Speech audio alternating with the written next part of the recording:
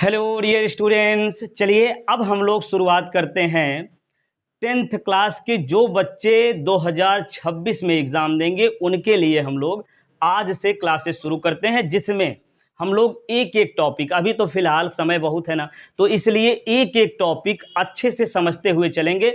तो आज हम लोग विज्ञान का पहला टॉपिक, या यूँ कहिए विज्ञान में तीनों एक ही में होते हैं, भौतिक विज्ञान, रसायन और जीव विज्ञान। तो जिसमें भौतिक विज्ञान के पहले चैप्टर का पहला टॉपिक प्रकाश, ये क्या होता है इसके बारे में आज हम लोग पूरा अच्छे से समझेंगे। ठीक है, तो प्रकाश जो है, अच्छा पहली बात तो ये प्रकाश ये दिखाई देता है कि नहीं दिखाई देता? प्रकाश नहीं दिखाई देता, तो फिर क्या दिखाई देता है? वस्तुएं दिखाई देती हैं। बहुत बढ़िया। प्रकाश स्वयं नहीं दिखाई देता, लेकिन प्रकाश की उपस्थिति में हमें वस्तुएं दिखाई देती हैं। बिना प्रकाश के हम वस्तुओं को नहीं देख सकते। ठीक है, अच्छा प्रकाश देखिए, यदि प्रकाश की परिभाषा की जाए ना, तो हम ये कह सकते हैं प्रकाश एक प्रकार की ऊर्जा है। हम क्या कहेंगे? प्रकाश एक प्रकार की क्या है? ऊर्जा है, जिसकी सहायता से हमें वस्तुएं दिखाई देती। प्रकाश एक प्रकार की ऊर्जा, यूं लिख दें क्या? प्रकाश एक प्रकार की ऊर्जा है। प्रकाश एक प्रकार की ऊर्जा है जिसकी उपस्थिति में हमें वस्तुएं दिखाई देती हैं। जिसकी या जिसके द्वारा हमें वस्तुएं दिखाई देती हैं। चलिए ये भी ठीक है। जिसकी उपस्थिति में हमें वस्तुएं दिखाई देती हैं। वस्तुएं दिखाई देती, इतना पर्याप्त है। ठीक है, वस्तुएं दिखाई देती हैं। अच्छा, अब प्रकाश के बारे में अच्छे से हम लोग समझते हैं। देखिए, प्रकाश जो होता है ना, ये विद्युत चुम्बकीय तरंगों के रूप में चलता है। पहली बात तो प्रकाश जो है ये क्या? विद्युत चुम्बकीय तरंगों के रूप में चलता है। विद्युत चुम्बकीय तरंगों के रूप में चलता। अच्छा एक बात ये देखिए, प्रकाश को चलने के लिए माध्यम की आवश्यकता होती है कि नहीं? होती है। देखिए समझिए ध्यान से, माध्यम तो क्या बिना माध्यम के प्रकाश नहीं चल सकता क्या? बिना माध्यम मतलब जैसे सूर्य से प्रकाश पृथ्वी तक आता है, पृथ्वी के चारों तरफ वायुमंडल है, वो माध्यम वायुमंडल हो गया। वायुमंडल से और परे चले जाएं तो वहाँ वायु भी नहीं है, कोई माध्यम नहीं है, तो उसमें भी तो प्रकाश होकर के आता है। इसका मतलब अगर कोई माध्यम नहीं रहेगा तो वहाँ प्रकाश चल पाएगा कि नहीं चल पाएगा? ये बताइए। चल पाएगा ना? तो इसका मतलब प्रकाश को चलने के लिए माध्यम की आवश्यकता नहीं होती है। प्रकाश माध्यम रहे ना रहे कोई फर्क नहीं पड़ेगा, उसमें भी तो चल सकता है। प्रकाश को चलने के लिए जरूरी नहीं है कि माध्यम आवश्यक हो। प्रकाश को चलने के लिए माध्यम की आवश्यकता नहीं होती है। प्रकाश को चलने के लिए माध्यम की आवश्यकता नहीं होती है। माध्यम की आवश्यकता नहीं होती है। बात समझ में आई? अच्छा, ये वाला ना, इसको पहला पॉइंट मान लिया जाए, ये ज़्यादा सही रहेगा। ठीक है, इसको ऊपर कर दें और ये विद्युत चुम्बकीय तरंगों के रूप में चलता है, इसको दूसरे पॉइंट में लिखें तो अच्छा लगेगा।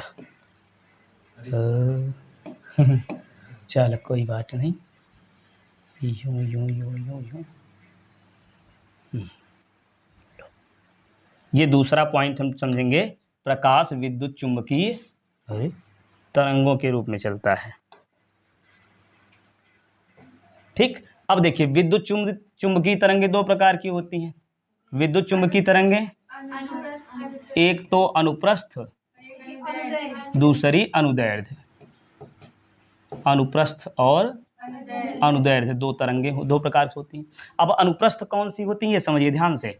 ये मान लीजिए इस तरीके से प्रकाश ऐसे आ रही है, इधर जा रही है इसे, या कोई भी तरंग ऐसे चल रही है, तो तरंग के चलने की दिशा ये हो गई, क्या हो गई?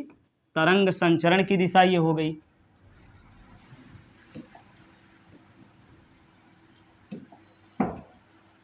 चलिए, ये हो गई तरंग संचरण की दिशा। तरंग संचरण की दिशा। अब इसमें देखिए, पहले हम लोग एक बार समझ लेते हैं ये क्या है। तरंग संचरण की दिशा पहले ये लिख दिए। अब देखो, तो जब तरंगे चलेंगी और उनमें कंपन की दिशा, तरंग के चलने की दिशा और दूसरी बात कंपन की दिशा, ये दोनों जब एक दूसरे के लंबवत होती है ना, तो वो होती है अनुप्रस्थ तरंगे। जब तरंग के चलने की दिशा और कंपन की दिशा दोनों एक दूसरे के क्या हो, लंबवत हो, तो होती है अनुप्रस्थ तरंगे। और अनुदैर्ध्य तरंगों में दोनों एक ही दिशा में होती हैं। अब अनुप्रस्थ तरंगों के कुछ उदाहरण हम बताते हैं। जैसे ये मान लीजिए ये दृढ़ आधार है, यहाँ इससे रस्सी है, रस्सी को पकड़ के झटक दें, अगर झटका दें इसमें, तो ये इस प्रकार से रस्सी में ये इस प्रकार से जाएगी ना ये तरंगे, ठीक है। ये विक्षोभ उत्पन्न करा दे तो ये इस प्रकार से निकलेगा। या पानी है, पानी में कोई कंकड़ डाल दे तो जो है तरंगे निकलती हैं, तो ये तरंगे क्या होती हैं, अनुप्रस्थ तरंगे। तो तरंगे देखिए आगे बढ़ती हैं और कंपन कैसे ऊपर नीचे होता है ना, तरंग आगे बढ़ रही, कंपन ऊपर नीचे, आगे बढ़ रही ऊपर नीचे, ये दोनों क्या है, लंबवत हैं। तो ये कौन सी तरंगे होती हैं जो जल में तरंगे उत्पन्न होती हैं, अनुप्रस्थ। अच्छा, अनुदैर्ध्य का कोई उदाहरण, जैसे कोई स्प्रिंग ले लो, स्प्रिंग समझ रहे हो, खींच के छोड़ दो तो कंपन ऐसे होगा और तरंग भी उसी दिशा में हो रही है, तो वो है अनुदैर्ध्य तरंगे। अब बात आती है प्रकाश की, तो प्रकाश जो है ना वो इस प्रकार से चलता है, ऐसे, ये इस प्रकार से, बात समझ में आई, ऐसे। तो अब आप ये बताइए कि प्रकाश जो विद्युत चुंबकीय तरंगों के रूप में चलता है, तो ये अनुप्रस्थ तरंग है कि अनुदैर्ध्य तरंग है, अनुप्रस्थ। यानी प्रकाश विद्युत चुंबकीय अनुप्रस्थ तरंगों के रूप में चलता है। कैसे, अनुप्रस्थ। अब इसमें देखिए ये ऊपर गया, फिर नीचे, फिर ऊपर, फिर नीचे, इस प्रकार से हुआ। तो अब देखिए जब अनुप्रस्थ तरंगे होती है ना, तो ये ऊपर वाला जो अधिकतम विस्थापन होता है ना, इसको हम कहते हैं क्या, कोई बताएगा? इसको हम कहते हैं श्रृंग। अधिकतम जो विस्थापन होता है ऊपर वाला, इसको क्या कहते हैं, श्रृंग। और इस पॉइंट को क्या कहेंगे, ये अधिकतम ऊपर की ओर विस्थापन ये भी है, इसको क्या कहेंगे, इसको भी श्रृंग कहेंगे, बहुत बढ़िया। और ये जो नीचे है इसको कहते हैं क्या, गर्त। समझ गए, नीचे जो बनता है ये गर्त हो गया, ऊपर बन गया श्रृंग। अच्छा, अब इसका हम देखें कि एक कंपन कब पूरा होता है। यहां से चला प्रकाश, मान लो यहां से चला, ये अधिकतम विस्थापन, फिर वही स्थिति में आ गया, फिर दूसरी तरफ विस्थापन होकर फिर वहीं पहुंच गया, यहां तक एक चक्कर पूरा हो गया इसका। यहां से चला, ये मान लीजिए यहां से चला प्रकाश, ठीक, यहां से इस प्रकार से पहुंच गया, एक चक्कर पूरा हो गया। अगर मान लेते हैं, देखिए यहां से चल रहा है, अगर यहां से घूमते हुए आया, घूमते हुए ऐसे इस प्रकार यहां पहुंच गया, तो इसको कह सकते हो एक चक्कर ना, लेकिन पूरी तरीके से यही सही है, ठीक। अब देखिए एक चक्कर या एक कंपन पूरा करने में जो समय लगता है उसको आवर्तकाल कहते हैं। देखिए बात आ गई है तो बता दे रहे हैं, ठीक है। बाकी आवर्तकाल का हमारे सिलेबस में कोई काम नहीं है। आवर्तकाल की सहायता से अभी हम आपको आवृत्ति बताएंगे जो आपके लिए जानना जरूरी है। तो आवर्तकाल क्या होता है, एक कंपन, बताइए, एक कंपन या एक चक्कर पूरा करने में क्या लगा समय, एक कंपन पूरा करने में लगा समय, लगा समय क्या होता है, आवर्तकाल। ये बात समझ में आई।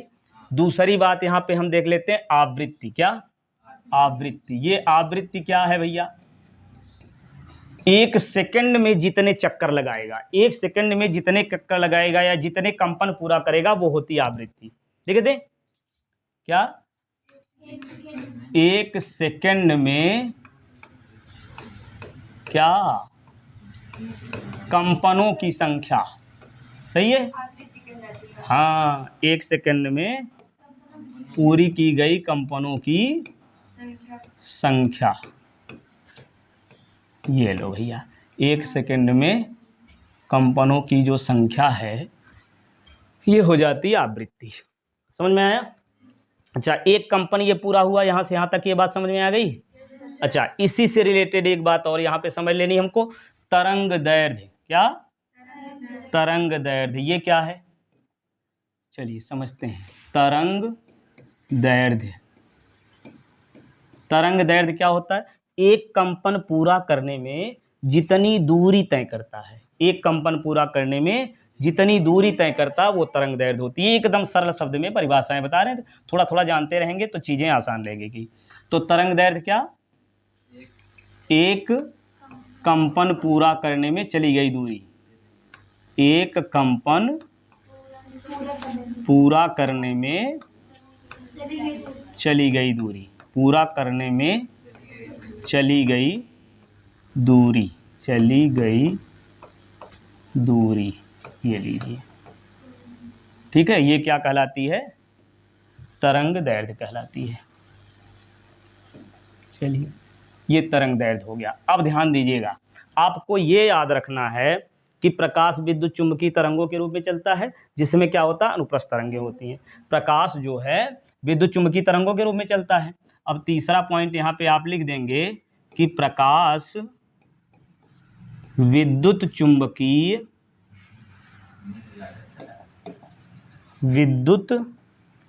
अच्छा वी लिख के लिख देंगे तो विद्युत चुंबकीय समझ जाएंगे ना। विद्युत चुंबकीय अनुप्रस्थ तरंगें होती हैं। क्या होती हैं? विद्युत चुंबकीय अनुप्रस्थ तरंगें होती हैं। ठीक है, विद्युत चुंबकीय अनुप्रस्थ तरंगें होती हैं। अच्छा, एक पॉइंट आप यहाँ पे और लिख सकते हो कि प्रकाश स्वयं क्या? प्रकाश स्वयं दिखाई नहीं देता, स्वयं दिखाई नहीं देता। प्रकाश स्वयं दिखाई नहीं देता। प्रकाश की उपस्थिति में हमें वस्तुएं दिखाई देती हैं। ठीक है, ये चौथा पॉइंट हो गया। ये तीसरे के बाद ये चौथा पॉइंट, ये समझ लीजिए, ये हो गया आपका चौथा पॉइंट। ठीक है। अच्छा, प्रकाश की तरंग दैर्ध्य, ये बड़ा इंपॉर्टेंट टॉपिक है भैया, ये आपको अच्छे से याद रखना है। पांचवा, प्रकाश की जो तरंग दैर्ध्य होती है, प्रकाश की क्या? तरंग दैर्ध्य। तरंग दैर्ध्य क्या होती, समझ में आया? एक कंपन पूरा करने में चली गई दूरी तरंग दैर्ध्य होती है। अब ये जो प्रकाश की तरंग दैर्ध्य होती है ना, ये होती है 3900 एंगस्ट्रॉम से 7800 एंगस्ट्रॉम तक होती है। कितनी होती है? 3900 से 7800 एंगस्ट्रॉम। या कहीं कहीं मिलता है ना, ये मिलता है 4000 एंगस्ट्रॉम से कितना? 8000 एंगस्ट्रॉम तक। अब इसका एक और लास्ट अंतिम टॉपिक जो आपको अच्छे से याद रखना है, प्रकाश की चाल के बारे में। ठीक है, तो प्रकाश की चाल, अच्छा प्रकाश की चाल अलग अलग माध्यमों में अलग अलग होती है। तो हम देखें तो सबसे ये जो निर्वात एक होता है, निर्वात मतलब जहाँ वायु भी ना हो, इसको जो है माध्यम के अंतर्गत काउंट नहीं करते हैं, लेकिन फिर भी प्रकाश इसमें चलता है कि नहीं? निर्वात मतलब जहाँ वायु, निर्वात मतलब वायु भी जहाँ ना हो, कुछ भी ना हो, वो निर्वात होता है। निर्वात के बाद अगला इससे सघन माध्यम होता है वायु, और इससे सघन होता है जल, जल से ज़्यादा सघन कांच, और कांच से भी ज़्यादा हीरा। ये क्रमशः सघन माध्यम है। ये क्रमशः क्या है? सघन माध्यम है। और इधर ये क्रमशः विरल माध्यम। ठीक, जैसे जैसे इधर जाओगे विरल माध्यम होता जाएगा, और जैसे जैसे इधर आओगे सघन होता चला जाएगा। ठीक है, तो प्रकाश की जो चाल होती है, विरल मतलब जहाँ माध्यम बहुत विरल हो, इसके कण जिससे मिलकर के बना है, उसके कण जो है, यदि सघन माध्यम है तो कण पास पास होते हैं कि दूर दूर? क्या लगता है आपको? कण इसके क्या होते हैं? पास पास होते हैं। ये बात अच्छे से याद रखिए अभी से। कण जो है इसके कहाँ होते हैं? पास पास होते हैं सघन माध्यम में। और विरल माध्यम में कण जो है क्या होते हैं? दूर दूर होते हैं। कण दूर दूर होते हैं। अब ये प्रश्न है कि प्रकाश की चाल जो है वो सघन माध्यम में ज़्यादा होगी कि विरल माध्यम में ज़्यादा होगी? भीड़ में आपकी चाल ज़्यादा होगी, भीड़ में यानी जहाँ कण पास पास है वहाँ तेज़ी से जा सकता है, या जहाँ दूर दूर है वहाँ तेज़ी से जा सकता है? बहुत बढ़िया, दूर दूर। तो इसका मतलब निर्वात में प्रकाश की चाल सबसे अधिक होगी। यहाँ हम लिखेंगे कि निर्वात में प्रकाश की चाल, निर्वात में प्रकाश की चाल सबसे अधिक, चाल सबसे अधिक कितना? 3 × 10⁸ मीटर प्रति सेकंड होती है। ये हो गया भैया प्रकाश के बारे में डिटेल। ठीक। अच्छा, एक टॉपिक और छूट गया, प्रकाश जो है वो कैसे चलता है? प्रकाश कैसे, हाँ, प्रकाश जो है वो सीधी रेखा में चलता है। ये 7 पॉइंट आपको याद रखना। प्रकाश सीधी रेखा में चलता है, प्रकाश सीधी रेखा में चलता है, सीधी रेखा। अच्छा, ये कैसे पता चला प्रकाश सीधी रेखा में चलता है? ध्यान से सुनिए, सीधी रेखा में चलता है। चलो 1 मिनट, ज़्यादा इधर उधर हो गया। सीधी रेखा में चलता है, ध्यान दीजिए। जैसे लाइट आ रहा है इधर से, तो ये छाया तो दिख नहीं रहा है क्या है, तो पीछे की तरफ जो है क्या है, छाया बनती है। प्रकाश ऐसे सीधे आ रहा है, हाथ लगाओगे इधर उधर करोगे तो वो छाया जो पीछे बन रही है वो भी हटेगी ना। ऐसे ही प्रकाश आ रहा है, ऐसे ही सीधे आ रहा है प्रकाश। यहाँ हाथ लगा दिए तो पीछे प्रकाश नहीं पड़ पाएगा, तो वहाँ काला दिखाई देगा, जिसको छाया कहते हो ना, तो पीछे छाया बनेगी। अब हाथ को यहाँ से हटाओगे तो यहाँ से जो प्रकाश सीधे आ रहा था वो पहुँच गया ना। अब जहाँ हाथ लगाए हो अब वहाँ छाया बन जाएगी। इससे क्या स्पष्ट होता है? प्रकाश सीधी रेखा में ही चलता है। तो ये 7 टॉपिक या 7 पॉइंट प्रकाश से रिलेटेड आपको अच्छे से याद रखना है, ठीक ना। क्या? प्रकाश एक प्रकार की ऊर्जा जिसकी उपस्थिति में हमें वस्तुएं दिखाई देती हैं। प्रकाश जो है चलने के लिए माध्यम की आवश्यकता नहीं होती, विद्युत चुंबकीय तरंगों के रूप में चलता है। और विद्युत चुंबकीय तरंगों में ये क्या होता है? प्रकाश अनुप्रस्थ तरंगें होती हैं, ठीक है। ये देखिए, आवृत्ति, तरंग दैर्ध्य, आवर्तकाल, श्रृंगगर्त और ये चीज़ें, ये तो समझने के लिए हमने बताया कि जिससे ये चीज़ आप आसानी से समझ सकें, ठीक है। ये हो गया। फिर चौथा पॉइंट, ये प्रकाश स्वयं नहीं दिखाई देता, इसकी उपस्थिति में वस्तुएं दिखाई देती हैं। प्रकाश की तरंग दैर्ध्य अच्छे से याद रखो भैया, ये 3900 एंगस्ट्रॉम से 7800 एंगस्ट्रॉम तक होती है। यदि इससे कम तरंग दैर्ध्य वाला प्रकाश हो, ध्यान दीजिए, तरंग दैर्ध्य क्या होती है? एक कंपन में पूरा करने में चली गई दूरी ही तरंग दैर्ध्य होती है, लैम्डा से प्रदर्शित करते हैं। तो ये तरंग दैर्ध्य अगर 3900 एंगस्ट्रॉम से कम है ना, ध्यान दीजिए, उस प्रकाश की तरंग दैर्ध्य जिसकी तरंग दैर्ध्य 3900 एंगस्ट्रॉम से कम होगी, ऐसा प्रकाश अगर रहेगा तो वस्तुएं हमें दिखाई नहीं देंगी। और 7800 या कह लीजिए कि लगभग 8000 एंगस्ट्रॉम के तरंग दैर्ध्य से भी अधिक तरंग दैर्ध्य वाला प्रकाश अगर होगा, कैसा प्रकाश होगा? 8000 एंगस्ट्रॉम के तरंग दैर्ध्य से ज़्यादा तरंग दैर्ध्य वाला अगर प्रकाश होगा तो वो दिखाई देगा? वो भी नहीं दिखाई देगा, वो भी दिखाई नहीं देगा। अच्छा, एक चीज देखिए, प्रकाश, ये जो है प्रकाश में कितने रंग होते हैं? कौन कौन बताएगा? 2 रंग, 3, कितने? प्रकाश में कितने? इंद्रधनुष में कितने रंग होते हैं? 7। तो प्रकाश में कितने रंग होते हैं? 7 होते हैं भैया, 2 3 का। प्रकाश में कितने रंग होते हैं? 7 ना। 7 का नाम याद है? ये होता है 7 का रंग, 7 रंग का नाम विव ग्योर, ये याद रखना है। Violet, indigo, blue, green, yellow, orange और रेड, ठीक है। तो लाल रंग की जो तरंग दैर्ध्य होती है ना, वो सबसे ज़्यादा होती है। लाल रंग की तरंग दैर्ध्य सबसे ज़्यादा होती है, कितनी? 7800 एंगस्ट्रॉम से ज़्यादा तरंग दैर्ध्य वाला प्रकाश आ जाएगा ना, तो उसमें वस्तुएं नहीं दिखाई देंगी। वो वेल्डिंग वाला देखे ना, वेल्डिंग करते समय वो जो लाइट आती है उसमें दिखाई देता है? एक बार देख लो तो फिर कुछ देखोगे दिखाई नहीं देगा, है कि नहीं। तो वो जो है उसकी तरंग दैर्ध्य 7800 या कह लिए 8000 एंगस्ट्रॉम से अधिक होती है। बात समझ में आई? तो चलिए, प्रकाश के बारे में ये डिटेल हो गया। अब अगले वीडियो में हम लोग पढ़ेंगे प्रकाश का परावर्तन और उसको एग्जाम्पल के थ्रू अच्छे से समझेंगे। चलिए, तो फिर पढ़ते रहिए, स्वस्थ रहिए, मस्त रहिए। मिलते हैं फिर नेक्स्ट वीडियो में।